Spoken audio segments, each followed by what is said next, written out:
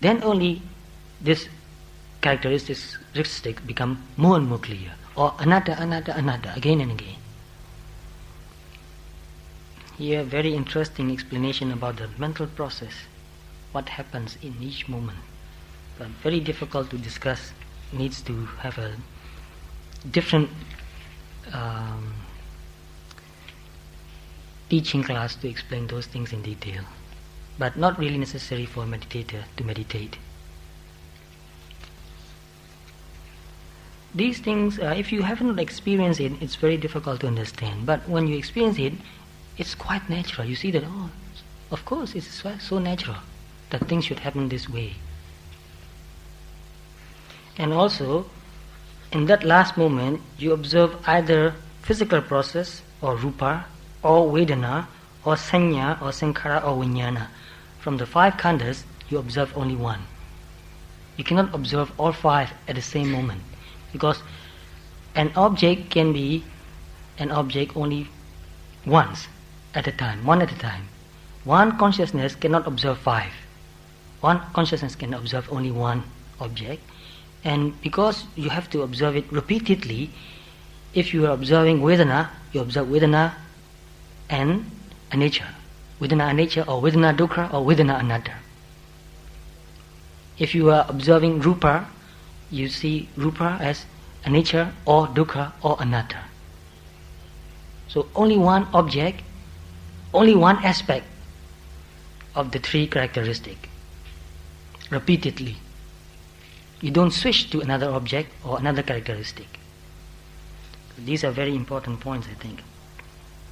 That's why in your meditation, when you are paying attention to Vedana and it becomes more and more clear, stay with it, stay with it, stay with it.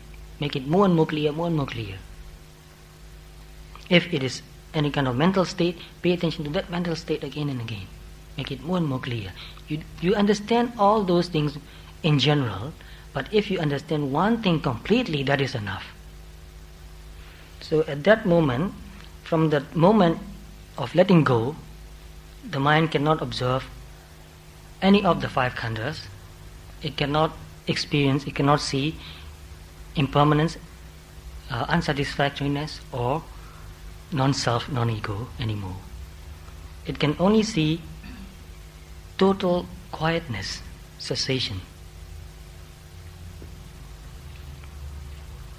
So then the person understands that Nibbana means total cessation of phenomena.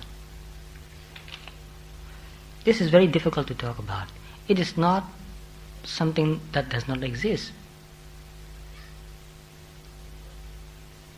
Because if we say that Nibbana means nothing exists, then we can also say that Nibbana does not exist. Nibbana is an experience also.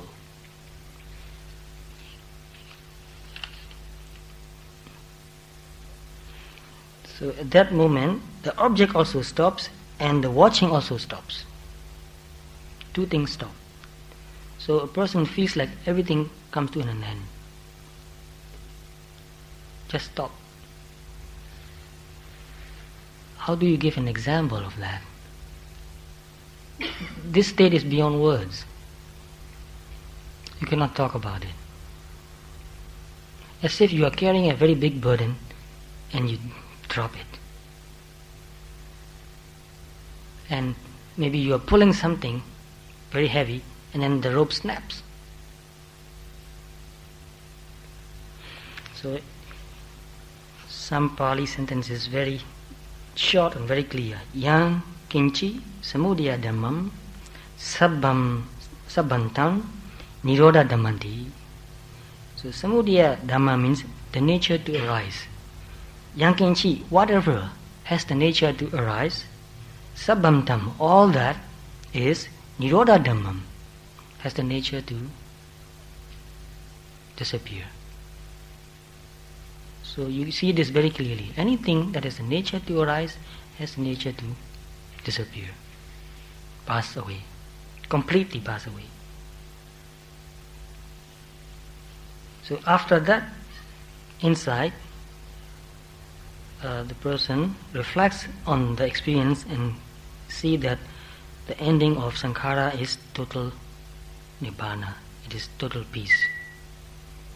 And after a while, comes back to meditation again. But when the person comes back to meditation, he begins from arising and passing away again. Not from sankhara, sankharupeka, not from the 10th insight. He begins from the 4th insight again. And this is also another aspect of the breakthrough. After the breakthrough, you can see arising and passing away again very clearly. There are a few very important things about what changed. So the person has overcome sakkaya ditthi, believing in self, vicikiccha, doubts, and silabdha paramasa. This is very important. There are many methods of meditation, and many people are meditating, and we can say that they are meditating. Meditation has many aspects. But if a person believes that just practicing samatha can bring total freedom, that is a kind of silabdha paramasa.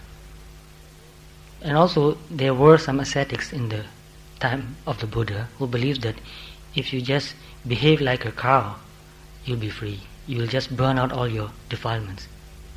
So practicing like an animal and torturing the body also. If you just torture your body, then you will burn out all your defilements. You become pure. That is a kind of wrong practice. So silabdha paramasa means wrong practice. Practicing something wrong and believing that that will lead to freedom. So once a person has breakthrough this point, he can understand that no other practice can really lead to liberation. Only that practice which has this eightfold noble path can lead to liberation, freedom, can lead to the experience of Nibbana. No other practice can lead to that.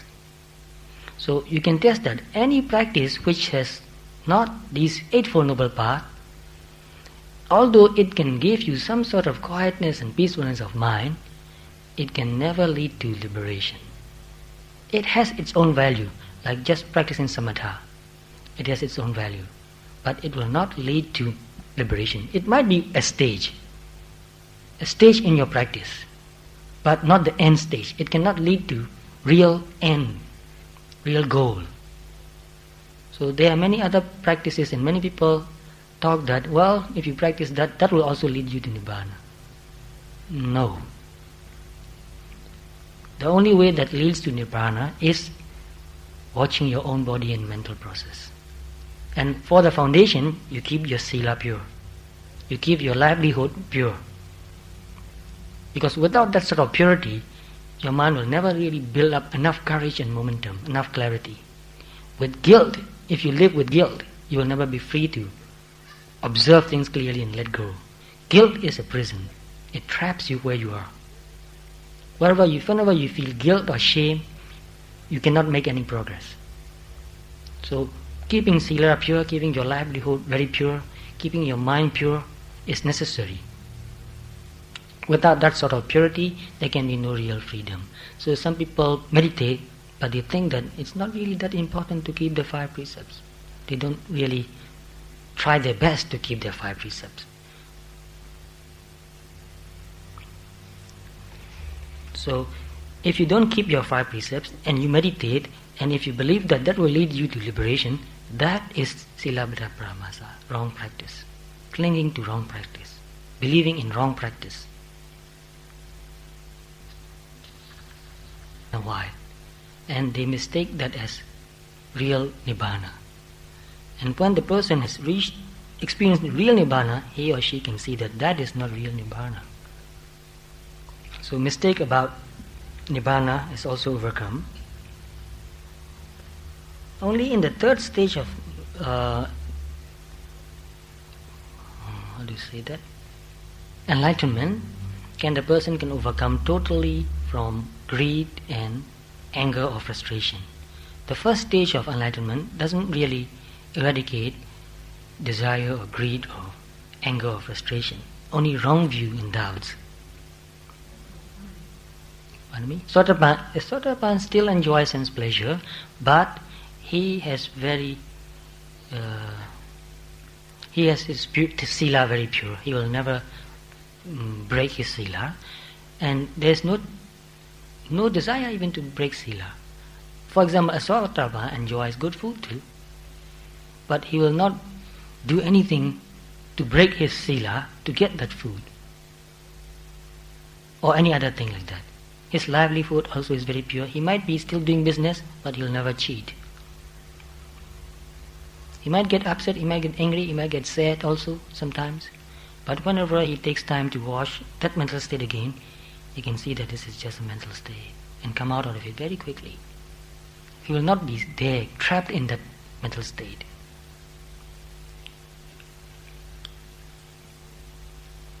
And the second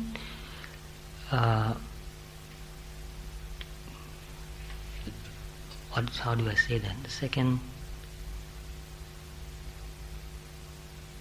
enlightenment state does not totally eradicate any defilements, only weakens lobha and dosa. Only weakens greed, anger, frustration. But even after the third stage of enlightenment, this person still has some defilements, still clinging to a very special life, a pure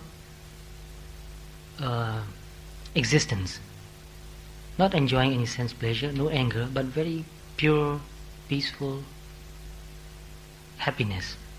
Still enjoy that. And also some sort of satisfaction which is very close to a kind of pride. You're very satisfied by your achievement, yes. So to be very satisfied about your achievement also is a very subtle form of pride and clinging, kind of desire also. So you see some very subtle forms of pride, very subtle form of attachment, and that can be overcome only by the fourth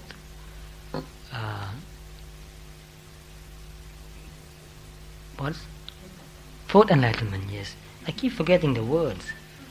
It's very difficult to remember the words. That's why sometimes I have to write down everything just to pick up and look at it.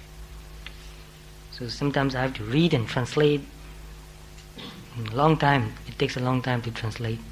Looking up the dictionary, finding the proper word.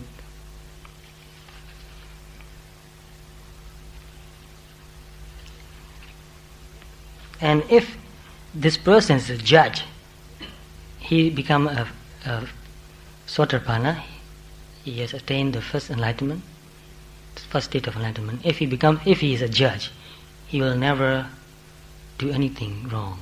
He will never take bribe and how do you say that? I don't know.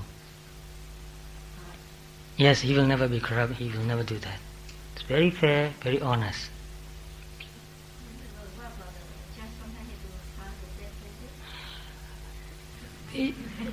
I don't think he will do that. He will just give him another sentence. It's good enough. Why should you kill anybody? You teach him. In some countries it's banned totally. You are not allowed to. Life sentence is not allowed anymore, which is a good thing. What's the point of killing a person? You don't teach him, you teach another person also. People are killed somewhere, nobody knows. We think that we are punishing that person. We are teaching that person. He doesn't become a better person, and nobody else become a better person for that. So anyway, if he is a judge, he will not do anything dishonest. Very long explanation. The first enlightenment eradicates Visikesha, Nivarana, and Kamachanda, Vyavada, Kokocha, which means greed, very strong greed, and very strong aversion. And Kokocha means regret. It's a kind of regret. It's overcome. by the third stage of enlightenment. So this is a very important thing to think about. In some other teachings, we hear that if a person has done something wrong, and if a person thinks about his misdeed and feel very unhappy about it, oh, I've done something wrong, and lament and cry and beat himself or herself, oh, I've done something wrong, I'm so bad. In some teachings they say that this is a good thing to do. Regret is a good thing to do. But in the teaching of the Buddha, regret is not good. But what do we mean by that? If a person has done something wrong, then not to regret is that very good? Regret which comes with deep understanding is good. Which means that you don't go on crying about it, you learn from it. You see that, yes, I've done something wrong and I will not do it again. Finish. If I have to suffer for it, okay, I'm brave enough to suffer for it, for my misdeed. But I'm not going to cry for it anymore.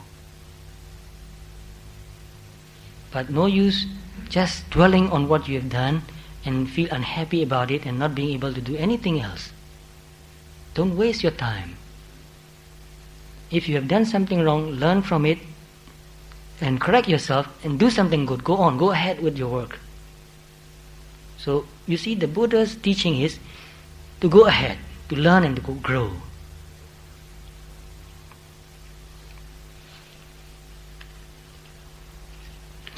You know the root meaning of the word kokocha? Although we translate that as regret, is there any word for regret similar to the word regret? Remorse, yes, remorse. Thank you. Remorse, regret. The root word for kokosa is ku and kata. The two words together made the word kokocha. Ku means bad, kata means done. Ku kata. And that doesn't really explain the meaning very clearly, but the real meaning is, if you are in remorse, that is something very ugly. That itself is something unwholesome. Because look deep into your mind. When you are in remorse, when you are feeling remorse, when you are feeling regret, what is your mental state? Is that peaceful? No. And look at it very deeply. The more you regret, the more it shows that you are clinging to it. The more it shows that you are clinging to self also. I. Very interesting these things are. So that's why even a Sotapanna cannot really overcome kokosa. Sakaragami, the second stage of enlightenment, cannot overcome. Only the third enlightenment can overcome total regret and remorse. Right? Shame, hiri otapa, moral shame, yes, moral dread. But you see, whenever we talk about shame and dread, we have to keep in mind that shame about doing something wrong, dread of doing something wrong, and which is associated with understanding and wisdom. So you are not going to do that. Because of that, you are not going to do that. But what you have done? Something wrong. Regret. You will feel regret. Also, when you feel ashamed, why do you feel ashamed? Is that because somebody has found that out? If that is the reason, then this is not real moral shame. This is just protecting your self-image. This is just even bigger ego, protecting your ego, your self-image. But real moral dread and shame is associated with wisdom. This is shameful, I will not do that. But if you have done something, you know that, well, this is very shameful what I've done, but I'm not going to do that again. But you don't go on living with that shame and regret and not being able to do anything better. So You have to overcome that shame and regret and go on doing something better. Change yourself. Correct yourself. Suppose if it go on feeling shameful, it becomes a remorse. Yes, remorse, it becomes a remorse. Yes, so shame means before you do that, you are not going to do it. After you have done that, it's remorse. So learn from it, let go. Understanding compassion, forgiveness, because it's natural for us to make mistakes. Even Venerable Ananda did something very terrible when he was in his, I don't have the English word again, when he was fulfilling his paramis. Even the potential Buddha who became a Buddha, even he did something terrible. He seduced a woman. Venerable Ananda, he was a goldsmith once, and a lot of rich and beautiful women came to him for to make jewelries, and he seduced a lot of them. So that doesn't mean that it's okay to do that, but because of greed, because of desire, because of lust, people do such things. But even from that mistake, you can learn and grow and become liberated.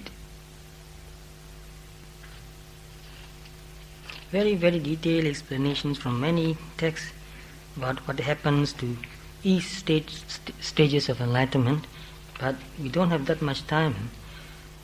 If you are still interested in going into deep detail, I'm willing to do that another course. So Ariya Sila Kamya Sanjebon, in Burmese it is, and there's some Pali also. The person who is enlightened keeps his sila pure and intact, no justification. I heard a lot of justifications. People say, oh, although he's enlightened, still because of too much temptation, he did this or that. Justifications, no. 5 precepts is the minimum. There's no justification. And in the time of the Buddha, there were many other religious groups, and some religious group have believed that although a person has attained the first stage of enlightenment, because he still have greed and anger or frustration or pride, he can be reborn in a lower realm. And Buddha says no. Although there is still some greed and aversion or pride, the mind is pure enough not to deserve such lower life. So our life is the result of our mind. When the mind has become pure and noble, it cannot manifest into a lower way of life, no lower form of life. So that person can feel that I cannot be reborn as a ghost or whatever, lower realm, animal. And the first stage of enlightenment eradicates Mecchadeti, Musavada, no telling lies, but the rest of the verbal misdeed can still happen, because the Esotapa can still talk about things in the newspaper. All rubbish. And Meccha Kamando means misdeed, like killing, stealing, committing adultery. No, Esotapa will never do that. And Meccha Ajiwa, wrong livelihood, cheating in business or things like that. The second stage of enlightenment doesn't eradicate any defilements, only weakens defilements. The third stage of enlightenment, Meccha Sankapo Pisuna Vacha. Pisuna Vacha means slandering, and Pruta Vacha means very harsh words. And only the fourth stage of enlightenment can eradicate Sampapalapa, talking about newspapers, news in the newspaper. And Meccha Vayama, Meccha Dadi, Meccha Samadhi, Meccha Vimutti, Meccha Jnana. So these things are very deep, and it will take a long time to discuss. So maybe next week I'll give some more detail about these things. Today just the introduction. So we end our class today here. If you have any more questions, I'm willing to answer. Next class, maybe I can finish what I want to say in our next meeting. If not, then we can go on to another. But if we can finish next week, that will be the last. Next week, if we have some time, we will do that, yes. You have any question about retreat? Format, yes, that's also important to talk about, yes. If you know what's going to happen, then you can prepare yourself. I remember that. If not next week, then the other week. So if you have any more questions, you may ask the questions now.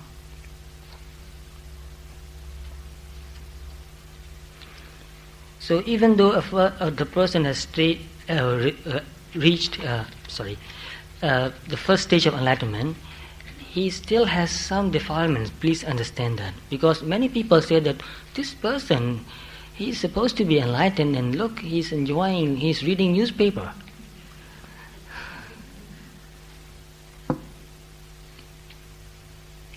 Look, he's enjoying good food, or whatever. As long as he keeps his 5 precepts intact, it's good enough. So, you have a question, please? Right. Well, some people ask, even the Buddha, the same question, exactly the same questions. People ask in a very different, slightly different way. Some people ask the Buddha, are there arahants in other religious groups? Buddha didn't say that there are arahants in other religious groups, or they are not arahants in the religious group. The answer of the Buddha was that anybody who practiced the Eightfold Noble Path completely can become enlightened and become arahant. So the criterion is the Eightfold Noble Path. Just study Eightfold Noble Path and see if you leave out even one, what will happen? It is just very natural. Just think of the 8 factors of the Noble Path and see if you can leave even one out of it and still believe that without practicing that one factor, a person can become really enlightened or liberated. In the Eightfold Noble Path, there's vipassana is included, sammasati, sammasamadhi included there, yes. Right livelihood, right view, right thinking. With wrong view and wrong thinking, how can a person become enlightened? Without right livelihood, without right speech, without right action, without right concentration and right mindfulness, without right effort, without sila, samadhi, panya, all 3, nobody can really become liberated. So at least, no matter how short the person practice and become enlightened, at least before that person become enlightened, that person must be practicing completely the Eightfold Noble Path. Some people become enlightened very quickly, in a few hours maybe. Nobody knows. And your question? You have a question? Yes? No? You? Even the first stage of enlightenment. 7 lives to go, that's the maximum, not more than 7. Mm-hmm.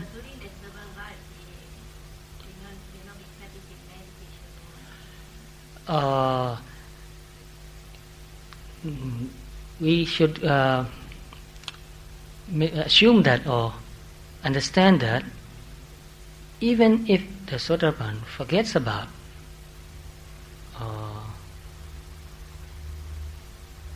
how do I say that? Practicing his meditation, he cannot forget it for too long. Because of the spiritual maturity. Yes. Once he will think about it and then he will practice it again. Enlightenment goes stage by stage. But it can happen in a few moments. I mean, straight to the level? Yes, it can happen. Yes. In a few minutes or a few hours, another state, another state. In the text, in the books, I have also read that some people became arhat in one sitting. Is it because in the past They have developed their spiritual qualities very highly.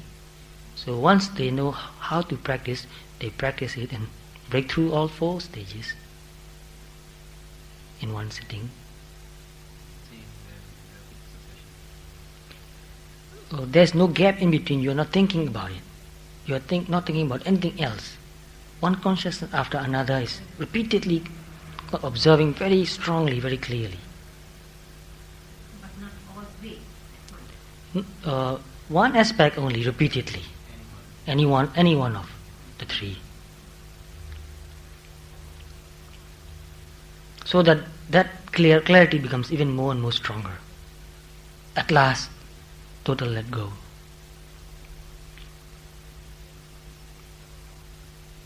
Very, very strong, very powerful insights. Even before that, you can see anicca or dukkha or anatta in series, without any gap in between, but weak. The insight is weaker. But in the last few insight, watching, it becomes stronger and stronger and stronger. So at last the mind is really ready to let go. Special means it's vipassana consciousness. It's not thinking. It is really seeing the truth.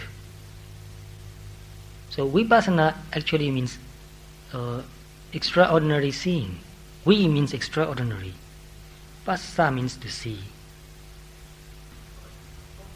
Not the same moment. Different moments, right. We can see one aspect at a time, not all the same time. Yes, Tony?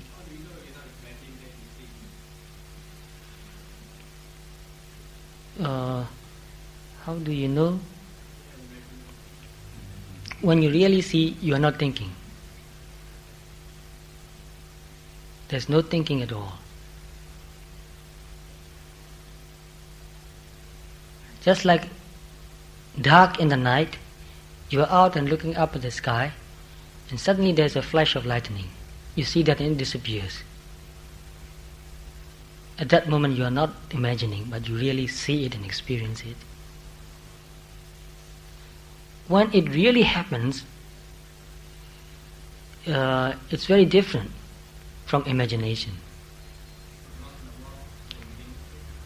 In the beginning stage, once in a while, because you cannot be mindful continuously, and even when you meditate regularly, sometimes you see, sometimes you don't see. And different degrees also. Sometimes you see it vaguely, sometimes it becomes more clear. In the last stage, it's upekkha, yes. So one has to know that upekkha state Right. Thinking. That's right. That's why this upekkha is necessary. Total equanimity, total detachment, total balance. Just very clear, detached, watching. No thinking at all. When it becomes very close to breakthrough, no thinking at all. Things become very, very fast. In the beginning, yes, there are gaps thinking, yes. Beginning from the 4th insight, the mind becomes more and more calm, more and more concentrated. Only briefly in between, you might think for a while and you notice the thinking and it goes away. It's not persistent. Thinking is not persistent anymore. It comes very weakly, you can see that, and it goes away, and you just watch and watch. It goes on and on. In later insights also, especially Penga jnana, Bhaya jnana, Adinava jnana, you begin to think a lot. Oh, so many disadvantages. What is there to enjoy? What is there to be happy about? And if you think too much, you become unhappy. very unhappy. There's nothing to be happy. There's no enjoyment anymore. So that is also very important, not to think. When you feel disenchanted, when you become unhappy about the process, if you stop meditating and think about the unhappiness in your daily life, you feel like it's unbearable. You feel very upset about many things, and from the seeing disadvantages and being disenchanted or unhappy about the mental and physical process, you become unhappy about your life situations, and that becomes very depressing.